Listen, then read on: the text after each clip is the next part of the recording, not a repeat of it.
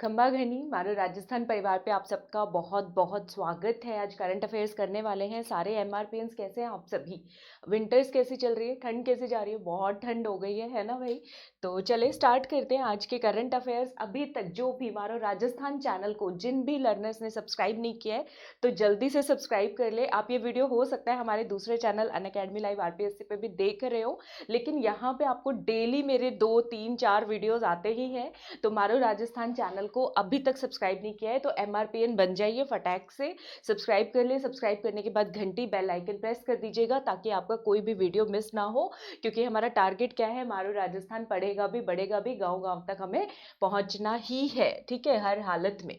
तो चलिए स्टार्ट करते हैं। मैं डॉक्टर करुणा शर्मा अनअकैडमी प्लस पे लाइव क्लासेस लेती हूँ, ठीक है, प्लस क्लासेस लेती हूँ, फ्री क्लासेस लेती हूँ। आरएएस, एसीएफ, पुलिस, पटवारी, कॉलेज लेक्चरर, जिस भी एग्जाम की आप तैयारी करना चाहते तो बिंदास कर सकते हैं, ठीक है। और मेरी फ्री क्लासेस के लिए बच्चों अनलॉक कोड है MRP10, और प्लस में भी 10% डिस्काउंट के लिए कोड कौन सा है, MRP10। तो जब भी अनअकैडमी प्लस पे आओगे फ्री क्लासेस देखने के लिए या प्लस क्लासेस देखने के लिए, तो आवाज आनी चाहिए अनअकैडमी पे, पता चलना चाहिए कि बच्चे कहाँ से आ रहे हैं, मारू राजस्थान यूट्यूब चैनल से आ रहे हैं, ठीक है।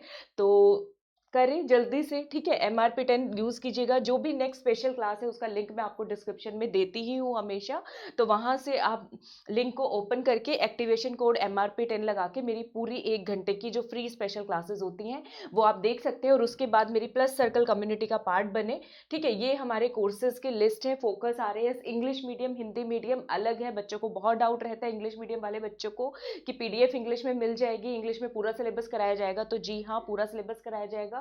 एस्पायर RAS नया बैच स्टार्ट हुआ है, ज्वाइन कर लो। इसमें इंडियन आर्ट एंड कल्चर मैं करवा रही हूँ और दूसरे एजुकेटर्स दूसरे सब्जेक्ट्स कराएंगे, ठीक है बच्चे। ACF के लिए पेपर 1 पेपर 2 एनवायरमेंट ऑप्शनल तैयार कर लीजिए। कॉलेज लेक्चरर के लिए जो मेरा जीके वाला कोर्स है ACF पेपर 1, इससे आपकी पूरी राजस्थान जीके बहुत अच्छे से तैयार हो जाएगी, ठीक है। अपकमिंग कोर्सेज जो है बच्चे ये है एस्पायर RAS, जिसमें मैं पार्ट हूँ, आप देख रहे हो, ठीक है। छोटा सा मेरी भी फोटो आपको दिख रही होगी। ये हिंदी मीडियम का बैच कोर्स है, ज्वाइन करो। 23 सितंबर से शुरू हो चुका है, यानी कल से स्टार्ट हो चुका है, ठीक है। और इसके साथ साथ रीट लेवल 2 और हिंदी का लेक्चरर ग्रेड 1 का मानव सर का कोर्स है, इसको भी आप ज्वाइन कर सकते हैं, ठीक है। तो क्या आप पूछोगे, दिमाग में क्वेश्चन घूम रहा होगा, इन सब के लिए अलग अलग पैसे भरने? कोई अलग पैसे नहीं भरने, सिंगल एक ही बार पैसा भरना है, सारे कोर्सेज देख पाओगे। गेट सब्सक्रिप्शन पे क्लिक करो, 2 साल का, 1 साल का, 6 महीने, 3 महीने, 1 महीने का सब्सक्रिप्शन लो।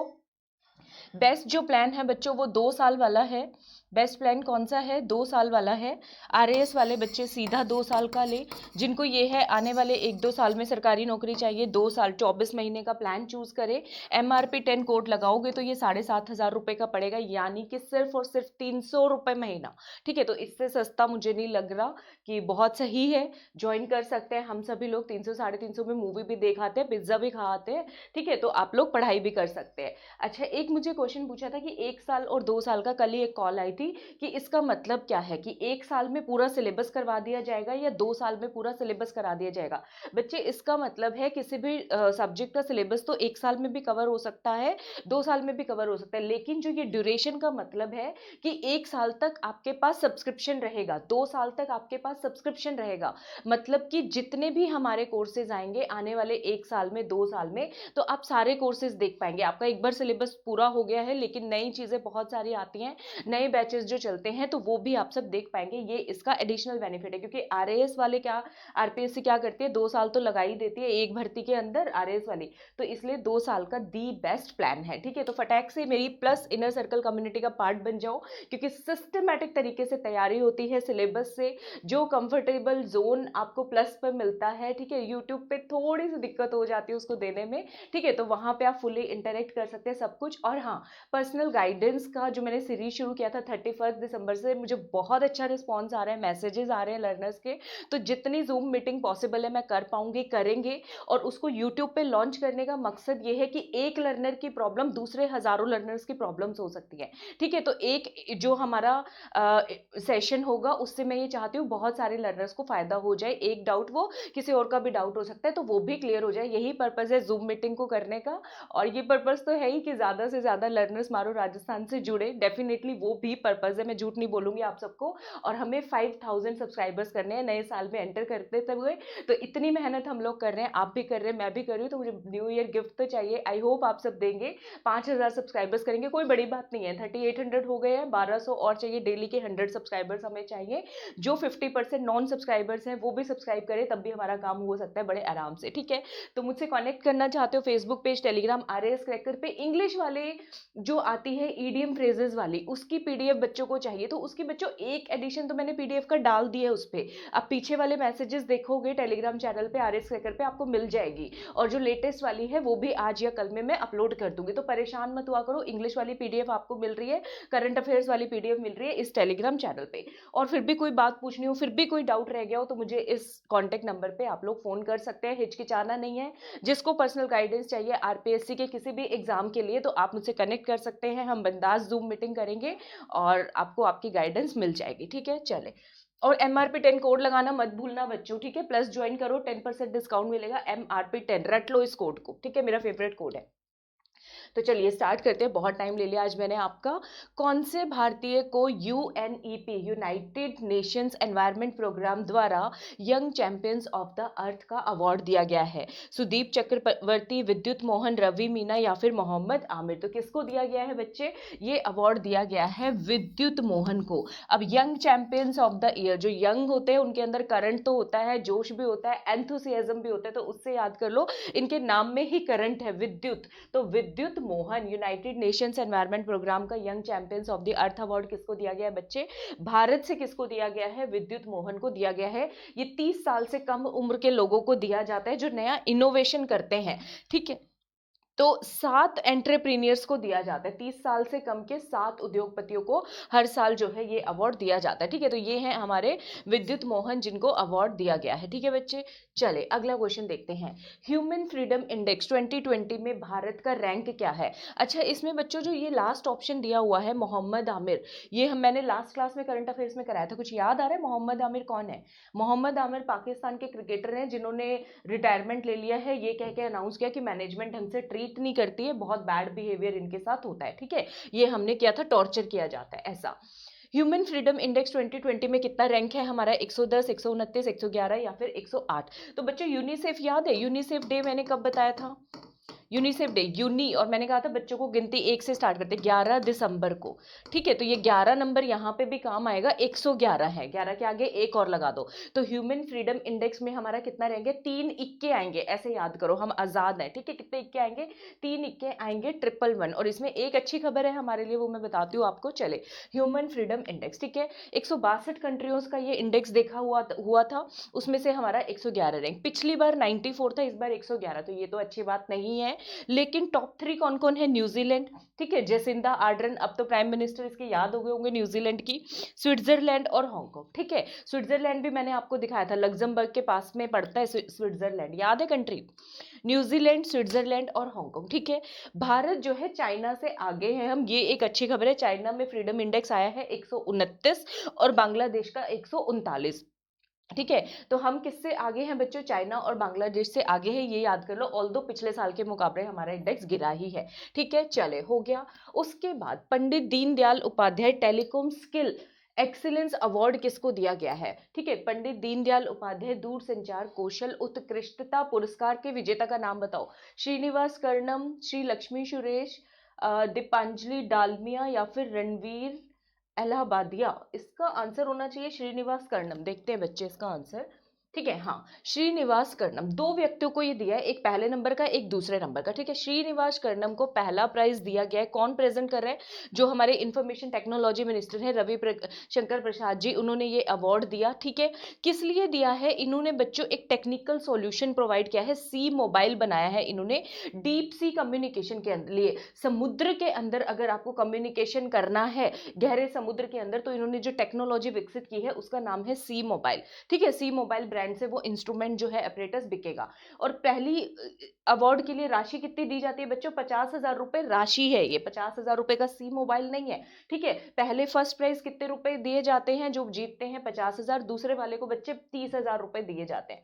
दूसरा प्राइज जीता है दिल्ली के श्रीनिवास कर्णम है बेंगलोर के, दूसरा दिल्ली के सुब्रत कर, ठीक है। इन्होंने क्या किया है, एनिमल और ट्रेन जो कॉन्फ्लिक्ट होता है, ट्रेन के आगे अगर पशु कोई आके मर जाए, उसकी डेथ हो जाए, तो उसको ट्रैक करने के लिए इन्होंने एक सेंसर सिस्टम बनाया है। तो ये एक नया इनोवेशन इन्होंने किया है, ठीक है। तो डिवाइस बनाया है ताकि ट्रेन एनिमल कॉन्फ्लिक्ट ना हो, ठीक है। तो उसके लिए सुब्रत कर, और पहले प्राइज पे कौन आएगा? श्रीनिवास कर्णम। तो देखो एक बात बताऊं, इसमें कॉमन चीज क्या है? दीनदयाल उपाध्याय कौशल पुरस्कार है, कर कर दोनों में कॉमन आएगा, ठीक है। ये कर्णम है और ये सिर्फ कर है, ठीक है। ये श्रीनिवास, इनका भी नाम एस से शुरू हो रहा है, और इसका भी नाम, जो सेकंड प्राइज विनर है उनका भी नाम एस से शुरू हो रहा है, सुब्रत कर, ठीक है। क्लियर है सबको? दीनदयाल उपाध्याय कौशल पुरस्कार, ठीक है, कौशल उत्कृष्टता पुरस्कार।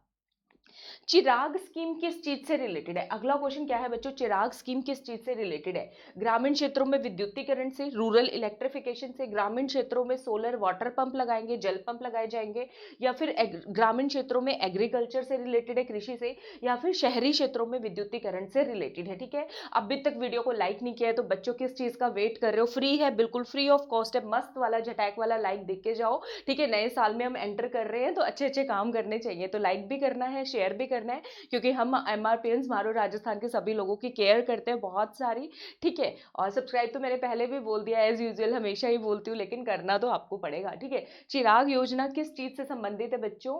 तो समझ में आया कुछ? किस चीज से संबंधित है? याद आ रहा है? नहीं आ रहा? कहोगे करवाया ही नहीं मैडम। ग्रामीण कृषि से रिलेटेड है, ठीक है। किस चीज से रिलेटेड है? रूरल एग्रीकल्चर से रिलेटेड है। कौन से राज्य की स्कीम है? चिराग, देख रहे हो? और च से ही एक राज्य शुरू होता है, अगर मैं इंग्लिश में बोलूं तो छत्तीसगढ़। कौन सा शुरू हो रहा है बच्चों? छत्तीसगढ़, ठीक है। तो चिराग स्कीम कौन से राज्य की स्कीम है? छत्तीसगढ़ की स्कीम है। किस चीज से? ग्रामीण क्षेत्रों में कृषि को बढ़ावा देने के लिए ये स्कीम है, rural agriculture accelerated growth project, ठीक है। अच्छा, इसमें फाइनेंस कौन कर रहा है? इसमें एडीबी कर रहा है, वर्ल्ड बैंक कर रहा है। तो बच्चों चिराग जलना चाहिए बहुत अच्छे से। तो इसमें कौन कर रहा है? वर्ल्ड बैंक कर रहा है हमें फाइनेंस। कौन फाइनेंस कर रहा है? वर्ल्ड बैंक के। आज मैं 4 प्रोजेक्ट कराऊंगी जिसमें वर्ल्ड बैंक आपको पैसा दे रहा है, हमें पैसा दे रहा है, ठीक है। और वो 4 प्रोजेक्ट कहाँ कहाँ पे क्या प्रोजेक्ट है वो सारा देखते हैं, ठीक है। याद कर लो, इस प्रोग्राम की फुल फॉर्म याद कर लो। छत्तीसगढ़, ठीक है, चिराग से, CH से छत्तीसगढ़, आई से इंक्लूसिव, आर से रूरल, ए से तो एंड तो ऐसे ही है, एक्सलरेटेड एग्रीकल्चर ग्रोथ प्रोजेक्ट, ठीक है। समझ में आया? Inclusive, rural and accelerated agriculture growth project. अगर आपको रूरल और एग्रीकल्चर भी याद रह जाएगा तब भी अगर फुल फॉर्म पूछेंगे तब भी आप कर ही पाओगे, ठीक है। वर्ल्ड बैंक ने बच्चों टोटल $800 मिलियन के 4 डेवलपमेंट प्रोजेक्ट्स भारत के साथ अप्रूव किए हैं, उसमें वो हमें पैसा देने वाला है, ठीक है। चिराग स्कीम के लिए कितना जा रहा है? चिराग तो पूरे 100 वॉट का बल्ब है, ऐसे याद कर लो, 100 वोल्ट का, ठीक है। तो $100 मिलियन मिल रहे हैं। कितने मिल रहे हैं? $100 मिलियन। और आजकल सबसे ज्यादा पैसे की जरूरत किस लिए है? कोरोना से हैंडल करने के लिए। कोविड-19 का जो इंडिया का प्रोजेक्ट है, सोशल प्रोटेक्शन रिस्पांस प्रोग्राम, ठीक है। कोविड-19 सोशल प्रोटेक्शन रिस्पांस प्रोग्राम जो है, इसके लिए कितने पैसे मिल रहे हैं बच्चों? $400 मिलियन मिल रहे हैं। वर्ल्ड बैंक से कितने मिल रहे हैं? $400 मिलियन। तो सबसे ज्यादा अमाउंट इससे मिल रही है। टोटल 800 कितने हो गए? 500 तो यहीं पे खत्म हो गए। कितने रह गए? $300 मिलियन रह गए। चलो देखते हैं $300 मिलियन कहां पे मिले। नागालैंड तो छुटकू सा है, ठीक है। यहाँ पे टीचिंग का कुछ शुरू कर रहे हैं, enhancing classroom teaching and resources project. जैसे स्टार्स प्रोजेक्ट करवाया था ना मैंने, भारत के 8 या 6 राज्यों में शुरू हो रहा था, याद होगा। उसमें राजस्थान एक था, केरला भी एक था, ठीक है। कुछ कुछ याद आ रहा है, हिमाचल प्रदेश भी था, ठीक है। तो नागालैंड में क्लासरूम टीचिंग को एनहांस करने के लिए कितने पैसे मिल रहे हैं? $68 मिलियन मिल रहे हैं। कितने मिल रहे हैं बच्चों? $68 मिलियन, $68 मिलियन, ठीक है। तो और कितना है? $250 मिलियन किसके लिए मिल रहा है हमें? एक डैम प्रोजेक्ट है, जो पुराने बांध है उनका नवीनीकरण करने के लिए, ठीक है। तो ये प्रोजेक्ट है बच्चों drip 2 second phase, second dam improvement and rehabilitation project, ठीक है। रिहेबिलिटेशन मतलब जो लोग डिस्प्लेस हो जाते हैं, विस्थापित हो जाते हैं, तो उनको पुनर्वास तो उनको देना होता है, तो उसके लिए, ठीक है। तो इसके लिए $250 मिलियन, इसके लिए $68 मिलियन। तो कितना हो गया? ये 300 ही हो गया, 300 से थोड़ा ज्यादा, तो अप्रोक्सीमेटली $800 मिलियन रहा होगा, ठीक है बच्चे। ठीक है, ड्रिप टू किस लिए है? मौजूदा बांधों की सुरक्षा के लिए, ठीक है, उनकी सुरक्षा के लिए, ठीक है, वहां से डैम से किसी को कोई नुकसान नहीं हो, और नई टेक्नोलॉजी से वहां पे हम मैनेजमेंट करेंगे बांध का। तो इस चीज से रिलेटेड है ड्रिप टू प्रोजेक्ट। क्लियर है? वर्ल्ड बैंक के 4 प्रोजेक्ट ये हैं। चिराग छत्तीसगढ़ में किस चीज से रिलेटेड है? Power sector. यहीं से याद करके जाओ, अब बार बार रिवीजन, ठीक है, खुद से पता नहीं करोगे या नहीं करोगे, ठीक है। तो ये हो गया रूरल एग्रीकल्चर से रिलेटेड। $100 मिलियन, $400 मिलियन कोविड के सोशल रिस्पांस प्रोग्राम के लिए, $68 मिलियन टीचिंग से रिलेटेड है, क्लासरूम टीचिंग नागालैंड को दिए हैं, और $250 मिलियन किस चीज के लिए दिए बच्चों? ड्रिप टू प्रोग्राम को दिए। कुछ नहीं है, dam improvement and rehabilitation project, full form याद हो जाती है, मैं याद करवा दूंगी सब आपको, ठीक है। अच्छा, पिछली क्लास में मैंने आप सबको कहा था राजस्थान का लाइमस्टोन मिनरल पढ़ाने के लिए, है ना, तो वो कल करवा दूंगी, ठीक है, कल करा दूंगी। कल 2 अच्छी सी चीजें कराएंगे, वो बताऊंगी अभी आने वाले उसमें स्लाइड्स में, ठीक है। भारत का पहला सेंटर ऑफ एक्सीलेंस यानी उत्कृष्ट केंद्र खोला गया है skill development in power sector, मतलब विद्युत क्षेत्र के अंदर, पावर सेक्टर मतलब विद्युत क्षेत्र के अंदर कौशल विकास के लिए सेंटर कहां पे खोला गया? इसकी खास बात क्या है? ये भारत का पहला है कि इलेक्ट्रिसिटी सेक्टर में, पावर सेक्टर में भी एक उत्कृष्ट केंद्र खोला जा रहा है। तो यूपी में, तमिलनाडु, महाराष्ट्र, हरियाणा, मन क्या कर रहा है आपका आंसर देने का? मुझे पता है यूपी कर रहा होगा, क्योंकि बहुत योगी जी हम लोगों ने किया है, ठीक है, लेकिन इसका सही आंसर है बच्चों हरियाणा। कहाँ पे खोला गया है ये? हरियाणा में। हरियाणा याद है? हरियाणा क्यों याद किया था हमने? वाटर की क्वालिटी को नापने के लिए मोबाइल वैन शुरू की थी इसने, है ना, याद है किसी को? आई होप याद होगा। चलो, तो हरियाणा के लिए, हरियाणा के अंदर खोला जाएगा। हरियाणा में कहाँ पे? साइबर सिटी कौन सी है हरियाणा की? गुड़गांव।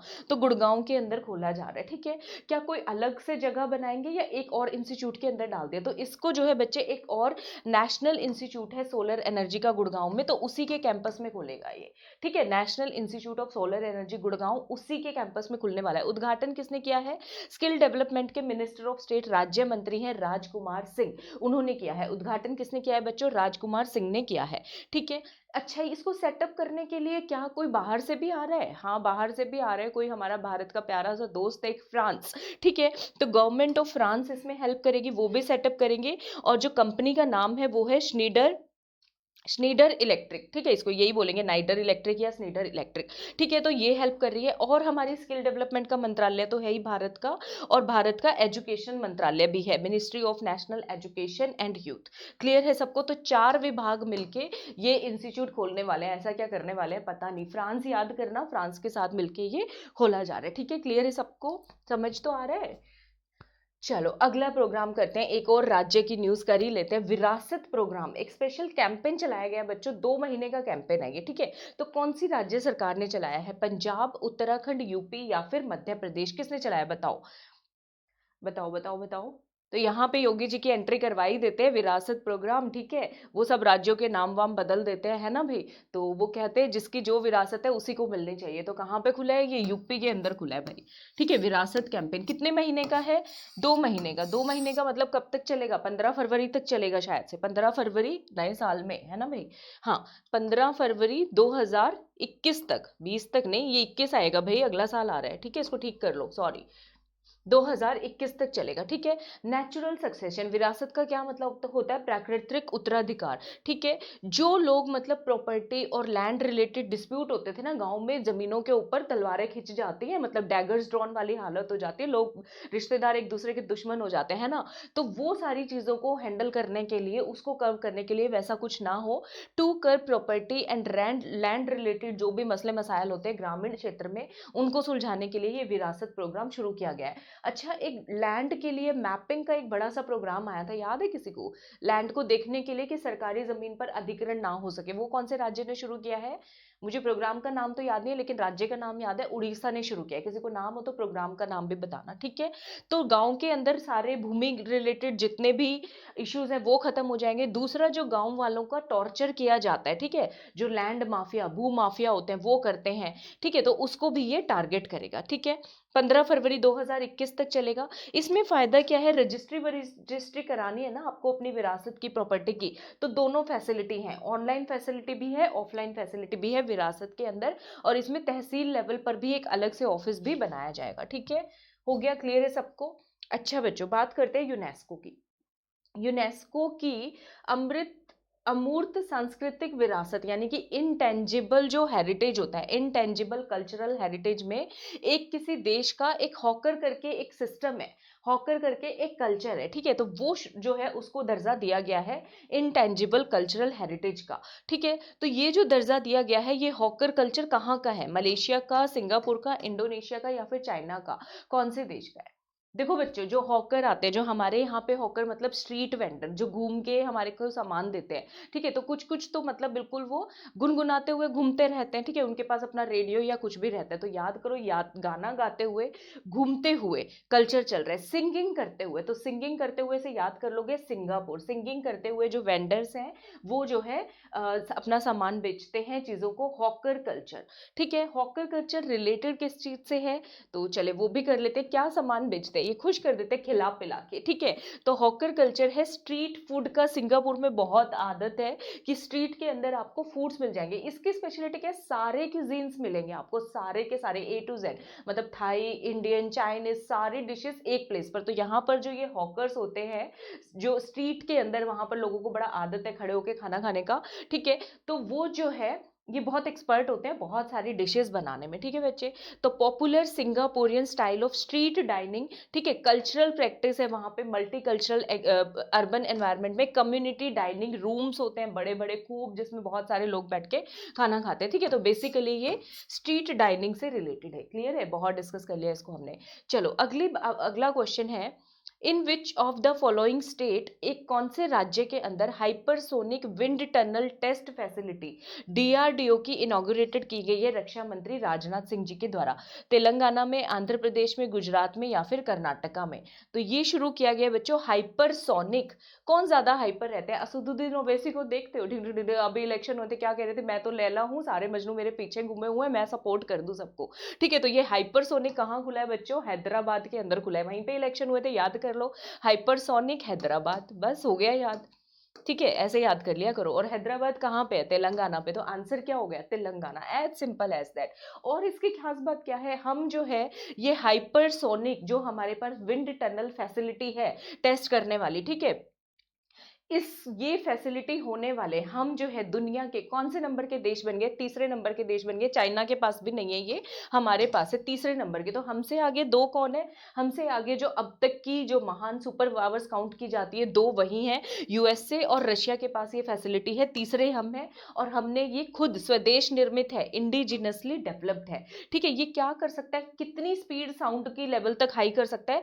मार्क नंबर, मार्च या मार्क नंबर, मैक नंबर जो भी बोलना चाहो, 5 से 12, ठीक है, जो कि स्पीड ऑफ साउंड को बोलते हैं ना, मार्क, ठीक है, यूनिट है उसकी, 5 से 12 तक की स्पीड को ये साइमुलेट कर सकता है, ठीक है, क्लियर है, याद करोगे, हाइपरसोनिक विंड टनल फैसिलिटी। ये तो बच्चों इंग्लिश में ऐसा ही याद करना पड़ेगा, ठीक है, हैदराबाद।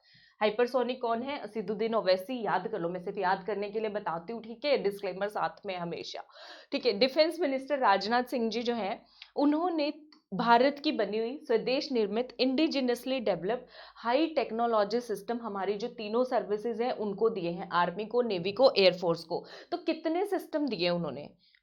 मैंने बोल तो नहीं दिया कितने सिस्टम दिए हैं, मैं बोलते बोलते भूल भी जाती हूँ आजकल। 1, 3, 2 या 5, कितने सिस्टम दिए हैं?